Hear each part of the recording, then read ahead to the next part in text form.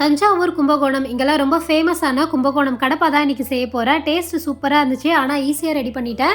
இதுக்கு வந்து பாசிப்பருப்பை நல்லா கழுவிட்டு அது கூட தண்ணி சேர்த்துட்டு கொஞ்சமாக மஞ்சள் தூள் அப்புறம் உருளைக்கிழங்கு சேர்த்துக்கிறேன். நான் வந்து உருளைக்கிழங்கை சின்ன சின்னதாக கட் பண்ணி சேர்த்துட்டேன். பெருசாகவும் இதில் சேர்த்துக்கலாம். சேர்த்துட்டு ஒரு 3லேருந்து 4 விசில் விட்டால் கரெக்டாக இருக்கும். தாளிக்கிறதுக்கு கொஞ்சமாக எண்ணெய் சேர்த்துட்டு ஸ்பைசஸ் அப்புறம் கொஞ்சம் சோம்பு, வெங்காயம் இதை சேர்த்து லைட்டாக வதங்கின பிறகு கொஞ்சமாக கருவேப்பிலை, தக்காளி இதையும் சேர்த்துட்டு நல்லா வதக்கிட்டு இது கூட சேர்க்கறதுக்கு கொஞ்சமாக தேங்காய், இஞ்சி, பூண்டு, பச்சை மிளகாய், கொஞ்சமாக கசகசா, சோம்பு கொஞ்சமாக சேர்த்துட்டு தண்ணி சேர்த்து நல்லா பேஸ்ட்டாக அரைச்சிட்டு வெங்காயம் தக்காளி வதங்கின பிறகு அது கூடவே சேர்த்துட்டு லைட்டாக கலந்து விட்டுட்டு இது கூட வந்து நம்ம வேக வச்ச பருப்பையும் சேர்த்துட்டு தேவையான உப்பு போட்டுட்டு தண்ணி எந்த அளவு வேணுமோ அந்த அளவு சேர்த்துட்டு நல்லா கொதிக்க விட்டுடலாம். இது நல்லா கொதிச்ச பிறகு நல்லா திக்கான கன்சிஸ்டன்சிக்கு வரும். நிறைய ஸ்கூல் லஞ்ச் பாக்ஸ்க்கு தோசை வேணும்னு கேட்டிருந்தா அதனால தோசையும் கடப்பாவும் பேக் பண்ணிவிட்டு காலையில் சாப்பிட்றதுக்கு பீட்ரூட் சாதம் கொடுத்துட்டேன். நீங்கள் இந்த கும்பகோணம் கடப்பா ட்ரை பண்ணியிருக்கீங்களா?